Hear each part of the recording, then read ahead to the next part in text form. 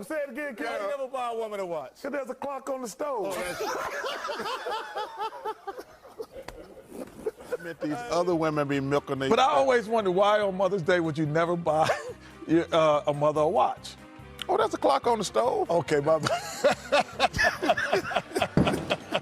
Hey. You one game away. Blow up. We playing for something. It's gotta mean something to you. It gotta mean something. Everything you got. Everything you got. Let's finish this. Do it, fellas. Let's go. Let's do it, fellas. Finish 2 3. 1 2 3. Finish. You know, you never really realize how much you need something until it's gone. And now that I no longer have YouTube Premium, yo, is it either or either? Huh? Is it either or either? Now, don't be one of them dumbasses that be like, is it read or read? Them two different words, bozo. Spelled the same, two different words. Shit. But dead ass, is it either or either? Or am I the bozo? Is those spelled the same way, two different words? Or is that a tomato type of thing? Target type of thing? I don't know, you tell me. But listen. YouTube Premium, bro. I need it. I need it back. I'm probably going to have to get that back, yo. I didn't realize how much I needed that till I didn't have it no more. That shit was very clutch. To work on my phone and watch a video at the same time, because I can just watch it in the background when I lower the screen. That's clutch. I might even have to try out that YouTube live TV. Dead ass, yo. Might have to commit to that. But yo, what the fuck is up? It's been raining today.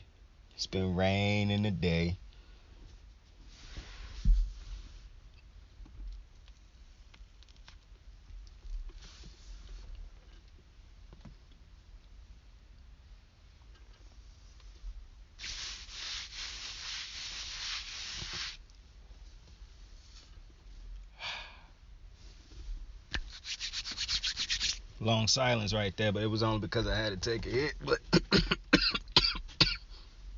yo, got a lot of shit to talk about today, man. But I got to start off with something else, because I was gonna do the show last night, right? And I've been lazy this week, but it's been a strange week. But don't worry, we're gonna get back to it. Listen though, listen to me for a second. I can't understand for the life of me how the Warriors can go into Memphis, no Ja Morant, and lose by damn near 50 fucking points. I don't understand that. Now, I didn't pick the Warriors to win a championship. Obviously, that's the team I root for, seeing as how I love Steph Curry, even though I'm a true Laker fan. I can't root for the Lakers right now because they just we're not getting into all that. But, obviously, a couple weeks ago, I said that I thought the finals would be Phoenix and Milwaukee. Just because Phoenix and Milwaukee look like the best teams to me. Now, Boston, until they blew that lead last night, they had me, questioning my pick with Phoenix. But, questioning my pick is to them getting to the finals over Milwaukee. However, because I think Milwaukee, when they get past Boston, I think they're going to get past Miami also. However, now it'd be very dope if Miami find a way to win that series. Anyways, my pick for the finals was Phoenix, Milwaukee. Because up until those two games in Dallas, to me, Phoenix had looked like the best team in the playoffs. And to me, they still look like the best team in the playoffs. Like, Giannis, to me, has looked like the best player. Phoenix has looked like the best team. And none of that shit has changed to me. So, really, I shouldn't even have this type of energy for Golden State because I don't have them going to the finals anyways. But, this is one of them few times where you're a fan of a team and you just feel embarrassed, bro. Like, what the fuck? Like, that's dead ass how I felt. I was disgusted looking at that. Like, what's going on? And I done already said Curry has not been anywhere near Steph Curry level of great in this series or even good. Like, Ja Morant was the best player in this series until he got hurt, and now it's looking like Jaren Jackson could be the best player in this series. Like, Steph Curry got to step it up. And I'm not one of them bozos like Max Kellerman who questioning Steph Curry's greatness. I don't question these great players' greatness, bro. You know what I'm saying? I do not ignore everything you've done in the past no, I'm not a what have you done lately. No. I understand Curry's greatness, but what I'm saying is right now, Curry has not been great. And I understand he got Jordan Poole, Klay Thompson, and all these other dudes, so he don't have to be going out there dropping 50, 40 points a night. I get that. I'm not talking about that. But I'm talking about just making an impact in these games. He has not been impactful. And listen, because I'm not one of them bozos who also believe that, Steph Curry got carried to championships. Take Steph Curry off of all those winning championships, off of all those championship teams that the Warriors had, and none of those teams are championship teams. And I'm talking about every single one that he won a title with, even the ones with Kevin Durant. Take Steph Curry off, and I promise you those teams don't win championships. So I'm not this is not what I'm doing right now. I love Steph. I respect his greatness. But what I'm saying right now is he has not, to me, made an impact in this series. He has not made that impact. And listen, I'm also not one of them bozos who like Steph Curry is not good in the playoffs. Listen, all his stats and shit speak for themselves. Steph Curry is great in the playoffs. This series and against this team, Steph Curry just haven't looked good in my opinion. I don't know what it is. If it's the defense, if he just off, I don't know if he's dealing with a nagging injury. I don't know what it is. But Steph Curry has not, to me, looked good in this series. He has not looked like the best player in this series.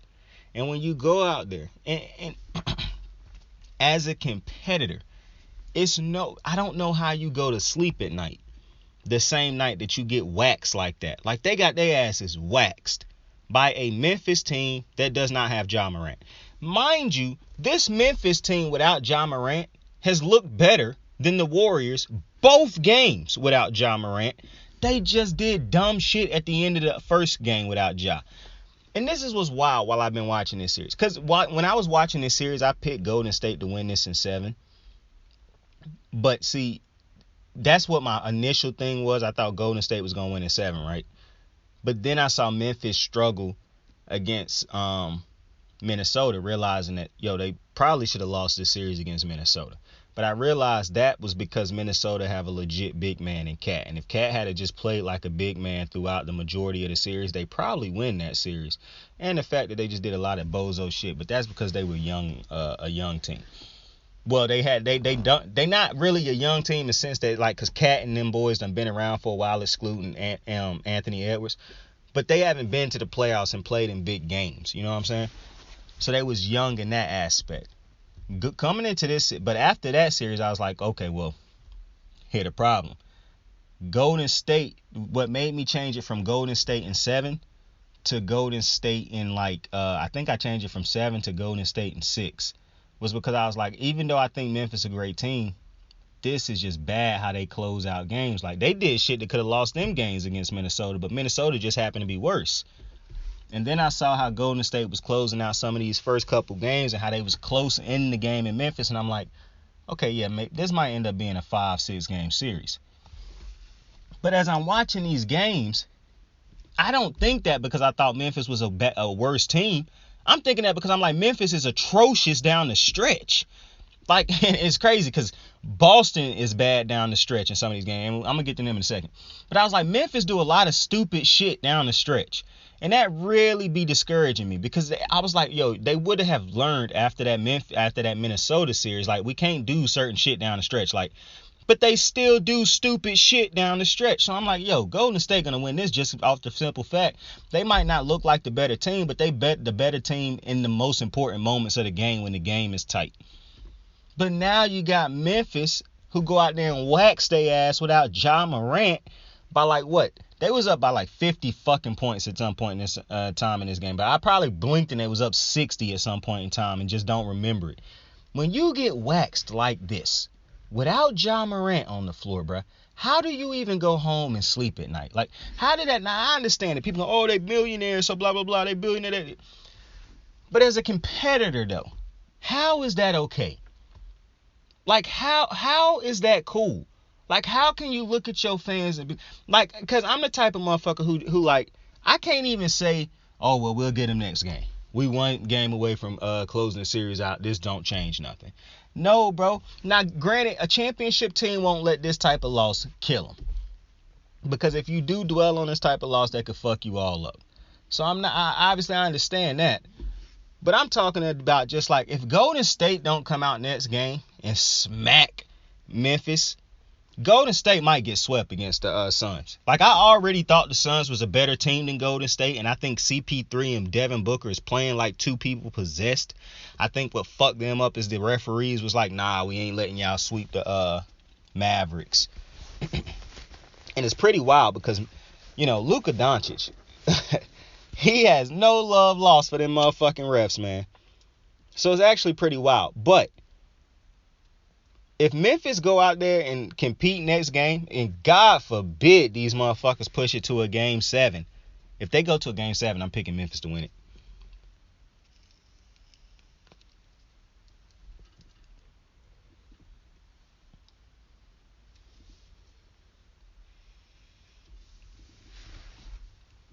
To me, this is embarrassing.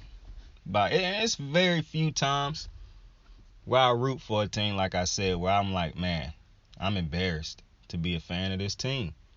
But that was one of them times. Like, that was just god awful. God, and I saw people tweeting yesterday, like, before the game, it was like the Warriors, the only team to not get blown out in the playoffs. Well, holy fucking hell. Holy fucking hell. The last game of the night, and that's what transpired. No Ja Morant. And listen, Memphis, I've been high on Memphis throughout the entire playoffs. I told you, they remind me a lot of a young Golden State. They really do. But this team does not have a superstar playing. The Warriors do. And for some reason, Steph Curry has not been able to put his stamp on this series. He has not been able to take over this series and say, I am the best player in this series. And obviously he's the best player in this series, but he haven't put his stamp on it. Because you still got people walking around who will tell you right now that they take Ja Morant over Steph Curry. And Ja Morant is hurt. And speaking of Ja Morant being hurt, man, these knee injuries, man, that's not good. I hope he can get back from these knee injuries. I hope these are just, little things in the grand scheme of his career. But, man, I hate hearing that Ja Morant already dealing with knee injuries, bro. That's tough. I hate that this motherfucker hurt. You know what I'm saying? Like, people think just because I like Steph, I love Steph, and I like the Warriors, because it's like the Warriors. It ain't that I love the Warriors. I love Clay. I love Dre. I love Iggy and those other Warriors that played for those teams before, but I really have no emotional connections to most of the players on this team, aside from, like, the ones who was on that championship team. But, bro, I would have absolutely no problem if Ja Morant stamped himself as he taking over now. He the best point guard in the NBA and beat Steph Curry and the Warriors. Because that was a possibility. Now, what's strange is I think that Memphis, and this is very clear that they play better defense when Ja Morant is not on the floor. Like, the thing that's crazy to me is how much better defense they play with Ja Morant off the floor. And then, on top of him playing better defense when he off the floor. Now, this right here, this record is very clear. After seeing Memphis these last two games without Ja, yeah, that record they had in the season without Ja, that's legit. That was not because they played bad teams that couldn't prepare for them. They could have won both of these last two games without Ja Morant. If not for the fact they folded down the stretch, but they waxed their ass last night. Like, this team plays very good without Ja Morant. And now that's not me saying, oh, get rid of Ja. No. That's me saying, Coach, you need to figure out how to get them to play this same level of great with Ja on the floor. Because this ain't finna be no show where we say, oh, man, the superstar is killing the team. Because it will be bozos out there who try to say in the future when Ja Morant and his team lose with Ja on the floor, they'll be like, well, look how good they played when Ja wasn't on the floor. Just like they did when Kevin Durant was hurt on the Warriors, and people was like, well, look how good they played with Steph Curry on the floor without KD. Like, it's just, the media will do anything they can, whether they realize it or not, and it happened too much for them not to realize it, to create narratives and do all this bullshit to sell stories and shit, because that's their jobs.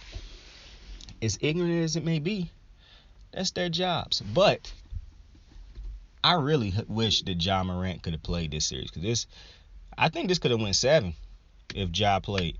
I mean, shit, it still could go 7 with how good this team played. The ball movement, like dudes not having to get a ball to Ja, and like I said, that's not a slight on Ja.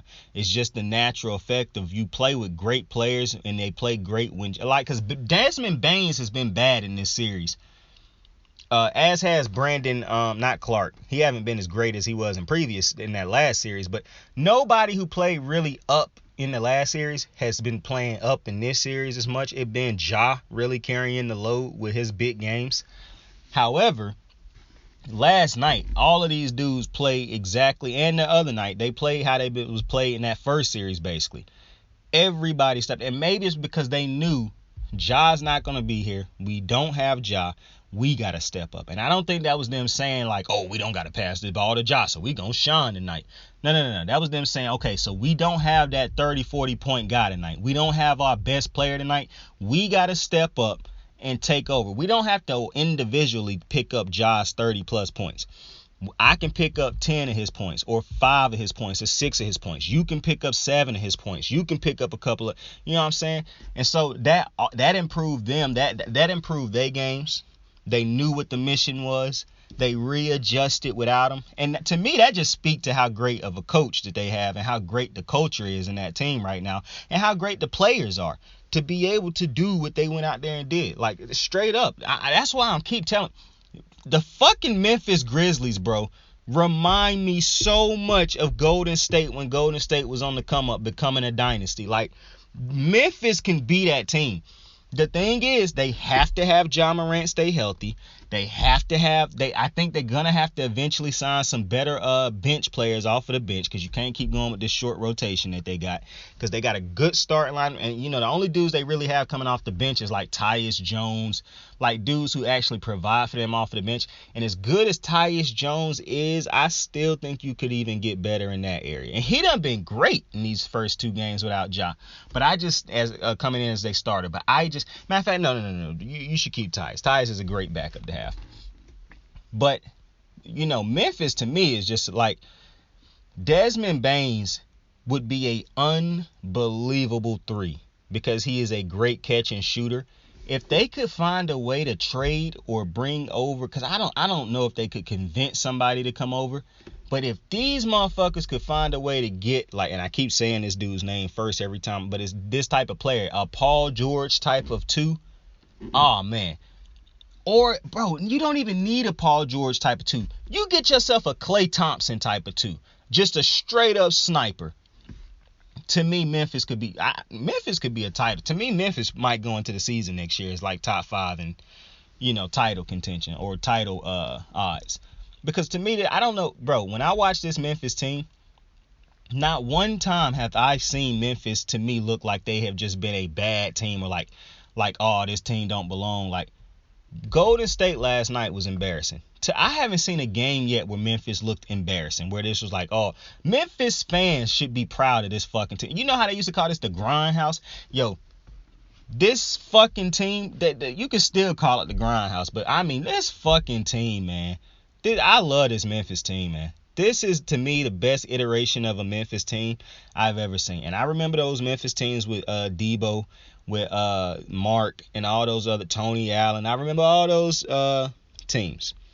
This fucking team right here, bro, they can play defense. They can score. They have an unbelievably great leader in Ja Morant. And listen, no shade at Mark, but if you got to ask me who I want the best player on my team to be, Marc Gasol or Ja Morant, motherfucker, give me Ja Morant 10 times over.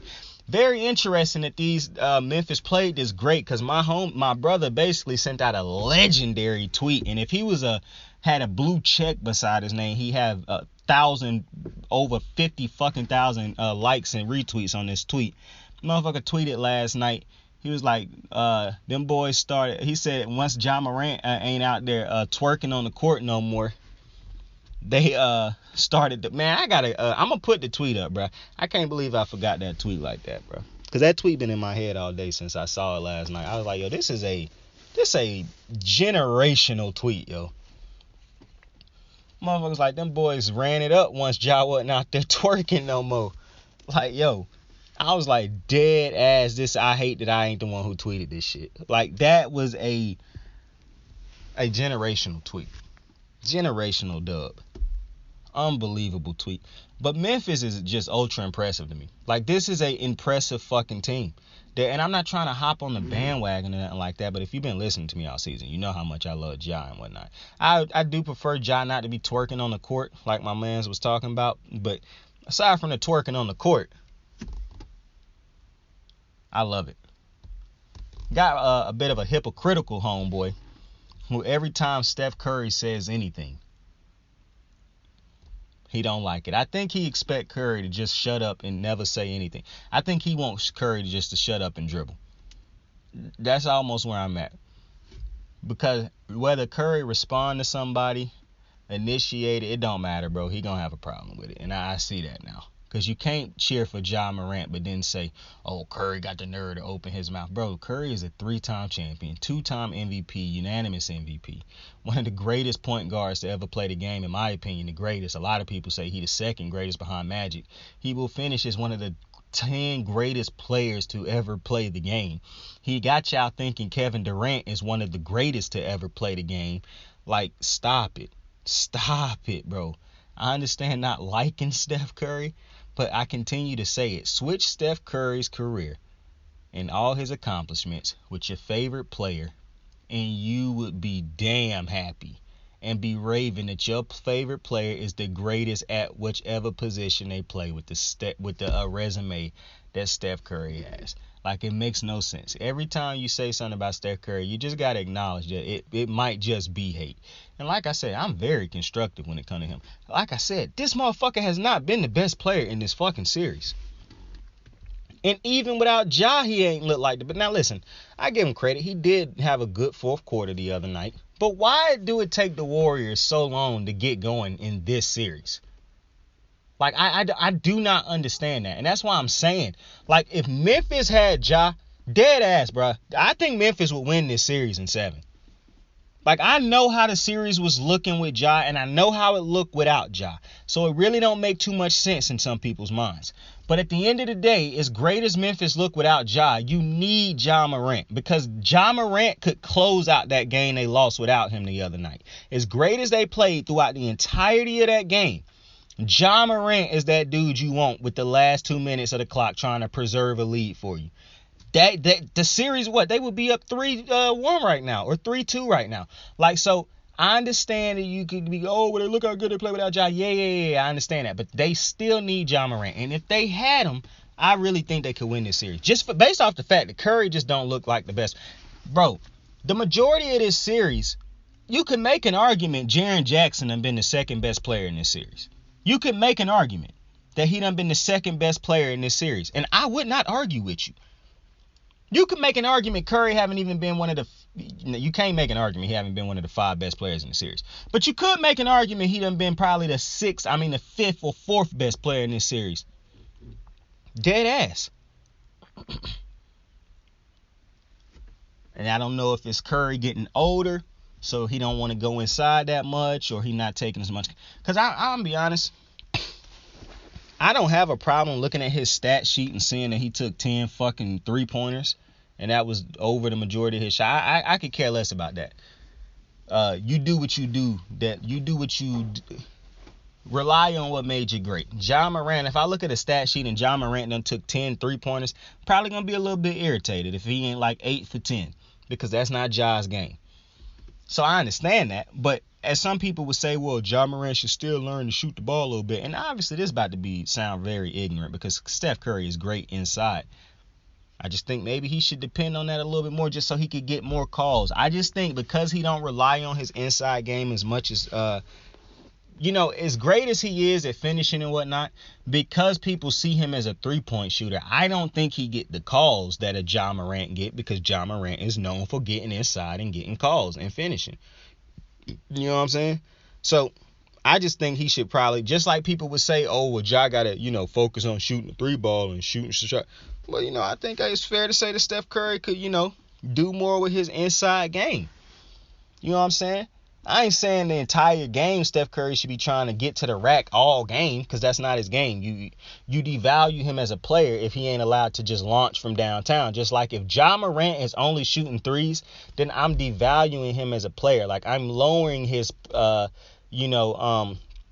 I want to call it. I'm lowering his stock as a player, basically, because of how unbelievably great he is at finishing and getting inside. So it's not that I'm saying, oh, Josh should never go inside. No. I'm just saying to help that inside game a little bit, maybe he want to develop a better shot.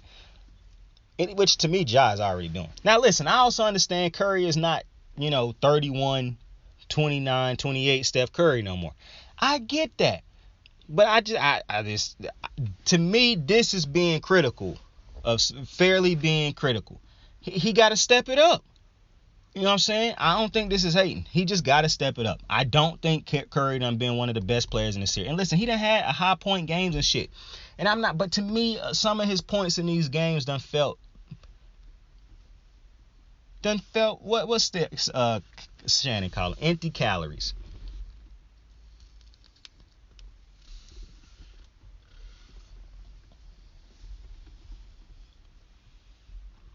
Low impact or no impact buckets.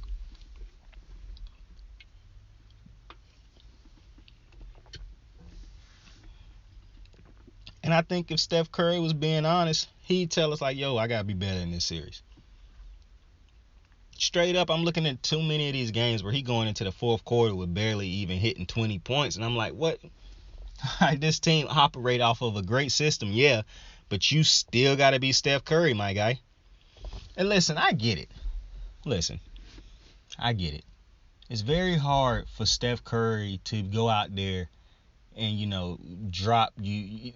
Steph Curry doesn't have an all-star wing playing next to him that could take so much pressure off of the game just because of how they could get inside and what. That's why I say Steph and Durant, one of the greatest duos of all time, because Durant was a wing player.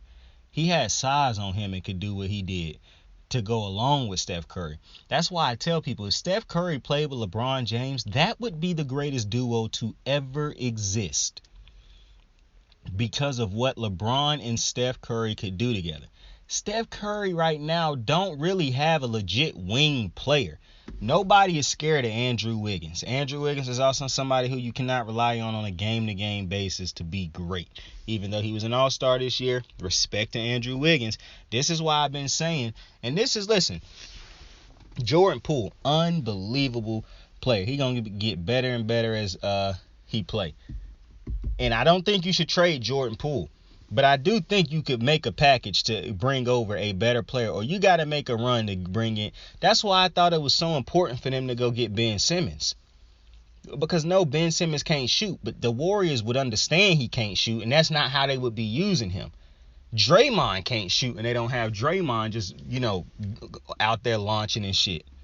And even Draymond, and I think they would get Ben Simmons to the point where he's confident enough to take a jump shot or two. But to me, Ben Simmons' size is why the Warriors could have used him. And if you trust your culture and what your team is and what Steph Curry is and the leader that he is, I just don't. I thought the Ben Simmons trade made too much sense. And maybe you don't trade Jordan Poole, but Jordan Poole wouldn't have even had to be one of the trade pieces probably at the time, because he didn't look like the Jordan Poole he looked like now. Even though he doesn't look good this season, Jordan Poole in the playoffs done been a revelation. Like, nobody thought Jordan Poole was going to do what he been doing in the playoffs, even though he could have used that shit last night when they got their asses waxed. What I'm saying is, Steph Curry, I think it would benefit him greatly, because the way teams defend him right now is only because they don't have another dude on the Warriors who is a legitimate threat to get inside every time and make them pay for putting that many dudes outside of the paint. They don't have a legitimate paint problem. Draymond Green, as great as he undersized. If they had, imagine if Steph Curry, was playing again with a wing like a Durant. That's what I'm saying. That's why I don't understand why the Clippers haven't been as great as they should be, because when you got two wings like Kawhi and fucking Paul George, you shouldn't need an all-star level point guard. But I guess so. I guess you need a Jrue Holiday, because look at how Jrue Holiday done changed life for the fucking Bucks. Jrue Holiday was a fucking amazing last night. Like, Jrue Holiday has been amazing throughout these playoffs. Jrue Holiday might not score as consistently as you would like him to, but by God, Jrue Holiday is a fucking stud. And, I never really gave Jrue Holiday the respect he deserved while he was in New Orleans. Like, I knew he was good, but I didn't think he was what everybody kept saying he was. Like, I thought every time people was like, who the underrated player in the NBA, and everybody first said Jrue Holiday, I was like, yo, these dudes, that was probably one of the few times I was like, yo, this generational dick riding, bro. I'm like, how can he be as great as y'all saying, and just it never is, like, I never see that. Yeah, they was clearly right, because this motherfucker done been a problem since he done got to Milwaukee. And he might have always been a problem, obviously. But to me, I can clearly see why he is such a problem in Milwaukee. Jrue Holiday is a great leader. And I think that's one of the things that's missing from being a point guard nowadays. Like, I don't think people realize that enough, that's one of the qualities of being a great point guard. Steph Curry, Chris Paul, obviously the point guard.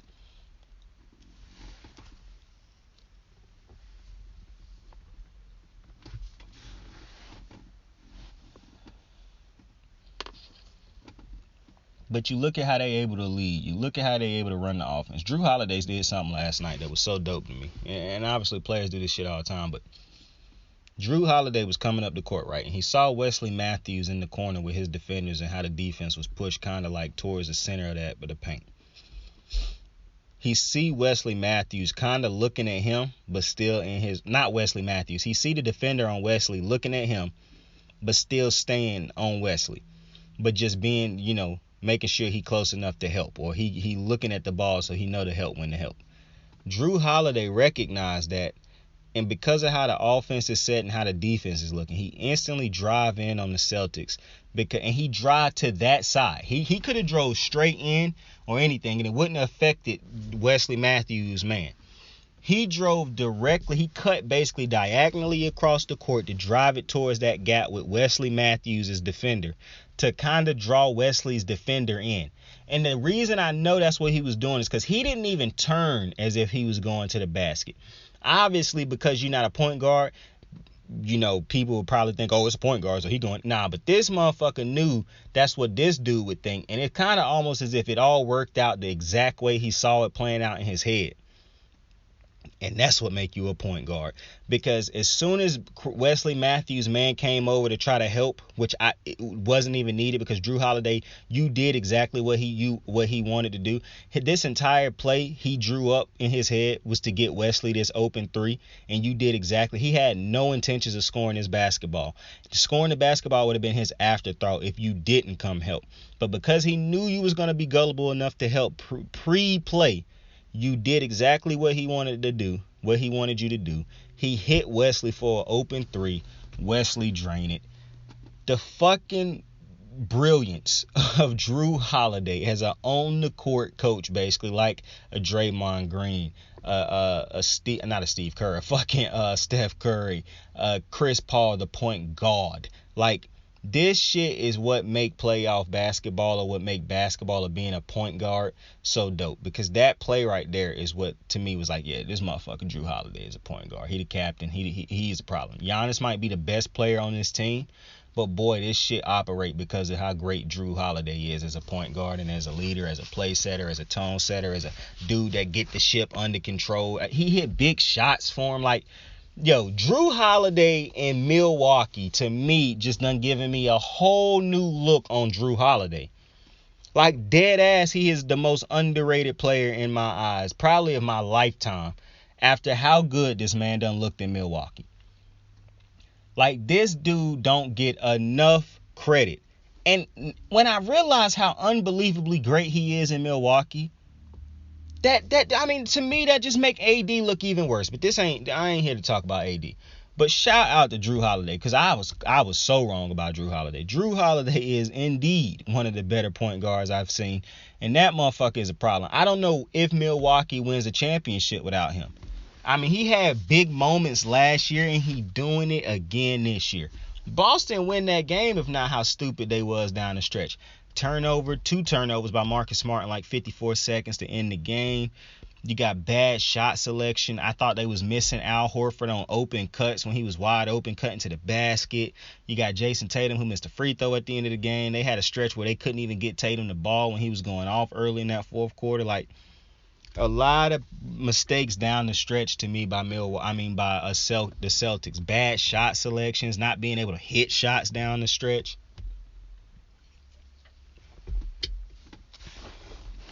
I mean, it was brutal. And then it just started to rain once Jrue hit a 3. Wesley hit a 3. Fucking Giannis hit a big time 3. And that, I tell you what, man, this is exactly why I say, to me, Giannis is the best player in the NBA. Because do I want Giannis shooting, 6, 7, 8, 9, 10 threes a game? Fuck no. Fuck no. But the fact that this motherfucker can step up and take these type of jump shots, 3-pointers, big time buckets and clutch moments, like he not afraid. Because a couple years ago, Giannis not taking that shot. He either passing it off or he getting charge calls on him because he's still trying to bulldoze people over to try to get that 2-pointer at the rim. Now, Giannis will step into these shots with confidence and knock these shits down. To me, this is why Giannis is the best player in the NBA. Giannis is the best player in the NBA, and I think Giannis is going to end up being one of the greatest players of all time. Dead ass. The motherfucker already is elite on defense. I don't know how he is not a defensive player of the year. Like, I do not think he done won that award yet, but they keep giving the shit to Rudy Gobert for some fucking reason. I would have given him MVP this year. I don't think Jokic should have won that award, especially when you consider how far down in the standings they finished compared to a motherfucker like Giannis Antetokounmpo, Joel Embiid. Like, to me, the way they judging MVPs is very weird. Like, that shit makes absolutely no sense to me because as great as Jokic is, I do not think that he should have won MVP over those two dudes this year. That was wild to me, but hey, such is life. They got to do something with these fucking voters, though, but this motherfucker Giannis is generational, bro. And I truly believe with him and Jrue, I kind of am. Can't get my words out. I'm kind of at the point where I feel like they could replace Chris Middleton, and it could stretch out the longevity of this team's championship windows. Because you're going to have a championship. You're a championship contender every year with Giannis and Jrue Holiday. Like, straight up. That's why I cannot understand for the life of me how James Harden has such a problem with Kyrie not playing when you still were playing with Kevin Durant. See, that's my problem with the James Harden situation. One of the problems with it. Because when you talk, like, Kevin Durant have every right in the world to be mad at James Harden. Because, bruh, yeah, I understand Kyrie not playing, but bruh, if me and you are both superstars, we both don't won MVPs, you look at yourself as that guy, why are me and you not good enough to win games, bruh? Kyrie should have been the icing on the cake, bruh, the cherry on top. Not even the icing on the cake, the cherry on top. Because me and you supposed to be the whole cake, the ice and all that, bruh. He was just supposed to be the cherry, and we not good enough for some reason. And now you want to, like, to me, that makes no sense, bruh. Because look at how great Giannis and fucking Jrue Holiday are. They are playing without Chris Middleton, bro. Balling. Either blowing you out or getting it done down the stretch, bro. Like, unbelievable to me with the James Harden. And, like, Kevin Durant, to me, got every right to be mad at James Harden, bro. Dead ass. He got every right to be mad at Kyrie if he wanted to be. And then he got to be mad at himself because he did ask for this situation. So, I mean, he didn't specifically ask for this situation, but he asked for two motherfuckers who, if you thought long and hard about it, could very well put you in a situation like this. And obviously, I'm never talking about the pandemic when I'm talking about Kyrie and that type of shit. Never talking about that. But Kyrie did take games off before just because of, personal reasons and shit before that and after that. So, and if you really want to be somebody who hold the fact that he didn't get vaccinated, and I'm never going to hold that against him, but if you're one of them people who do that, that's something that you could use also. But, to me, Kevin, even though he can't really, because at the end of the day, them two dudes that he did get to the team, wow. Just wow. But Jrue Holiday and fucking Giannis Antetokounmpo, and I don't understand how people still can't say this man's name. Like, I just be thinking people do that shit for the shits and giggles now because it's really not hard to sound out names. Like, it's as if none of y'all motherfuckers had to sound shit out in classes or in school at no point in time. Like, it's wild.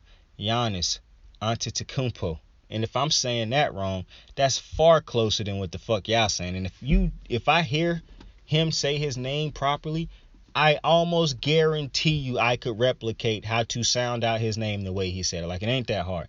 I'm hearing people call him all types of bozo shit, and I'm just like, yo, y'all really a bunch of fucking...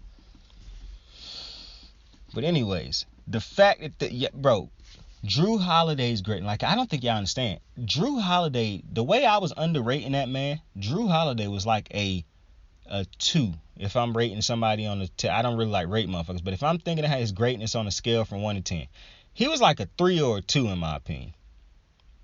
Dead ass. I was never going to openly say that because I see how much people liked him, but to me, he just never looked like that guy. That motherfucker went from about a 2 to a motherfucking 8-9 since he done been in Milwaukee for me. Damn near a 10. Like, I consider him one of the better point guards in this generation now. Or in his era now. Because, I mean, good Lord. And to me, this just speaks to being around winning players, winning cultures, winning coaches, winning organizations, a winning superstar like a Giannis Antetokounmpo who keep himself in shape, who keep himself on the fucking court, unlike another motherfucker he had to play with before, and he'll never say it. He'll never say it.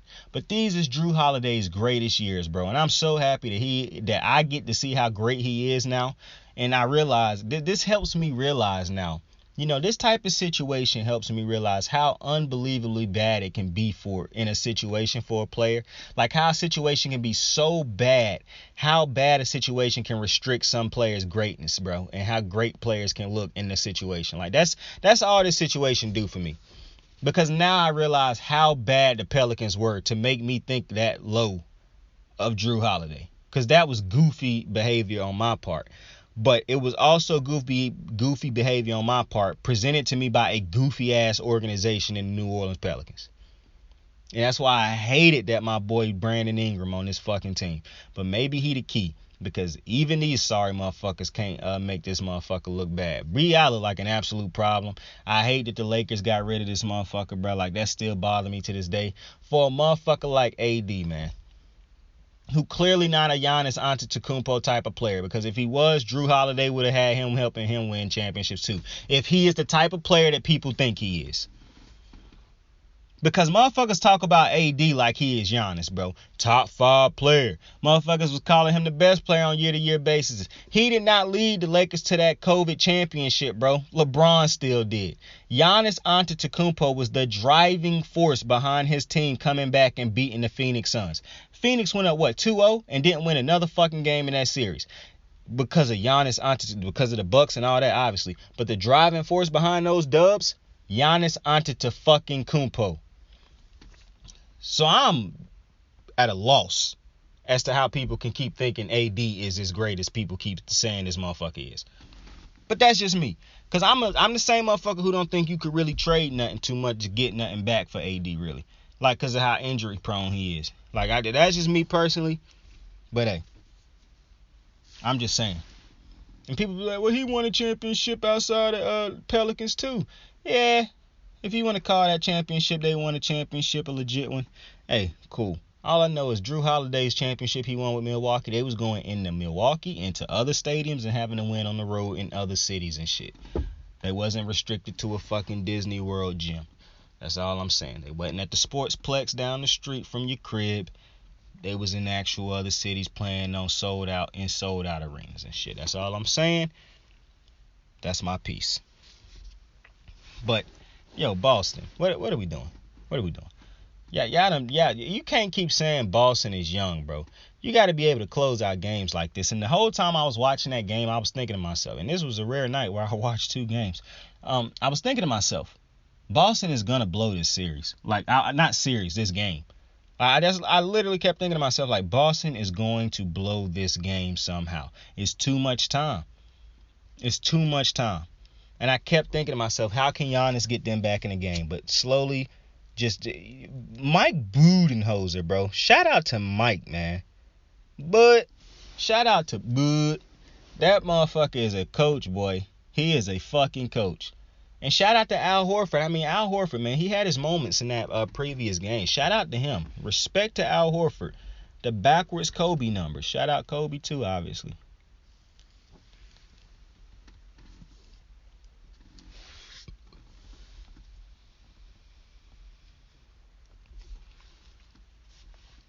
Old man 42 still being able to get it done, man. Respect to him. Shout out to him. But Milwaukee is winning this fucking series, bro. I'm telling you. I'm so dead set on Milwaukee getting to the finals against Phoenix, bro. The referees, Scott Foster, all these different bozo refs are not going to stop Phoenix from getting to the finals, bro. I don't care. And you know, a great test for Phoenix would be Milwaukee, because I think Phoenix is going to beat Golden State. And that's why I had Phoenix getting there, because as this series was progressing before these previous two games, I'm like, oh, well, fuck, Golden State going to beat Memphis. So I never for a second imagined that Memphis was going to get to the finals. I mean, was going to get to the next round against Golden State until like the last couple days or so. Memphis with Ja against this fucking Phoenix team, because I don't think you can beat Phoenix without Ja. As great as this team plays without Ja, I just think this is a different type of animal. Like, Phoenix is a different animal. When you got that big motherfucker DeAndre Ayton scoring at the clip that he can score at, Devin Booker scoring at the clip he score at, and mind you, Devin Booker done become a very efficient scorer when he hot. Like, Devin Booker could be going off on a clip and be very efficient while he doing it. Chris Paul, I mean, come on, the motherfucker was 17 for 17 in the closeout game. Like, to me, when those three motherfuckers is hitting on all cylinders, and you got Jay Crowder giving you points, Cam Reddish prior to UNC giving you not Cam Reddish, Cam Johnson prior to UNC giving you buckets and points. You got Mikal Bridges, who need to play better, but playing good defense and giving you something offensive. Like, when you got JaVale McGee balling out, giving you points in the paint, like, it's just so hard to stop Phoenix, yo. And to me, Phoenix is the only team that I think could beat Milwaukee and Giannis Antetokounmpo. And the reason I say it like that is because he's the best player in the league. So when you're the best player in the league, you get the respect of being the Bucks. No, you get the respect of being Giannis Antetokounmpo and the Bucks. Just like if LeBron in his prime, it was LeBron James and the Miami Heat, Kobe Bryant and the Los Angeles Lakers, Shaquille O'Neal and the Los Angeles Lakers, Steph Curry and the Golden State Warriors. Like, Steph and KD and the Golden State Warriors. Like, when you great, it is what it is. So there's no disrespect to Jrue, clearly. I just went off on a clip on how great Jrue is, and none of them dudes. But I got to give Giannis his rightful respect. You know what I'm saying? Because I think he should have won MVP this year. That's neither here nor there. But to me, the way Phoenix is playing right now, this is the only team that I can see beating Milwaukee. I can't see nobody else doing it. Now, maybe I'm shaded or blinded by how great I think Giannis Antetokounmpo is and how unbelievably clutch and great Jrue Holiday has been. But I'll die on that hill, because I'm firmly planted on the Giannis is the best player in the NBA hill. I done been on that clip for like 2-3 years. I just don't think you can say anybody, like, listen, LeBron James is unbelievable, but he done started getting hurt at a higher clip now. He don't really move the needle for his team the way he used to. Like, LeBron on the court alone could swing a game by itself. And as great as he is, I don't think he could do that with as regularity as Giannis Antetokounmpo can. Like, Giannis, all 82 games can swing the game. Like, to me, Giannis can go out. I don't think LeBron James, and I don't want this to sound blasphemous because I love Bron. I'm not sure if LeBron James can win a playoff series just off of his greatness alone anymore, if they're going against another great team. Giannis Antetokounmpo can win playoff series off of his greatness alone. And it'll probably be like that for the next couple years. Now, you hope Giannis, because Giannis is in great shape, great body, great build, all that. But you do want him to still continue to improve with the three-point shooting, because he still take a lot of contact. And Giannis, when he get older in his career, not going to want to take that type of contact. But I think Giannis is going to be like LeBron, where they take all this contact throughout the years, but they never get hurt throughout the greatness prime of their years. You know what I'm saying? Like, I don't think Giannis is going to be an injury-prone player. I just think he is. That's why I think Jrue is finna redefine his career, because Giannis Antetokounmpo is going to be on the court on a regular basis, bro. Like, I don't think Giannis is missing,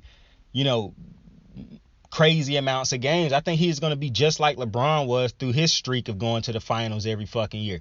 Now, will they win it? I don't know. But LeBron James, to his credit, I will say, was playing against some real tough teams throughout the majority of his runs. Now, that's not an excuse or nothing like that. I'm just saying he played against a lot of tough teams. So, Giannis Antetokounmpo, I don't know if he's going to be playing against some of those type teams that LeBron was. He clearly not going to be playing against a Kevin Durant, Steph Curry, Draymond Green, Klay Thompson, and all that type shit. But, he will be playing against good teams.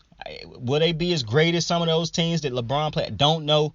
I'm not here to compare. I'm just saying, the competition that he played against is how you'll know how much, or how I could be able to guess, or think how many titles he could run up in this era. I don't know about that, but I do know he got a good chance of getting to a lot of fucking finals the next couple years if they can keep him and Jrue happy and keep building around them. And this ain't no shot at Chris Middleton, because I think Chris Middleton is a great player, and it sounds like I'm making him a third option. And to me, he is the third best player on this team. Like, to me, Jrue Holiday is clearly the second best player on this team.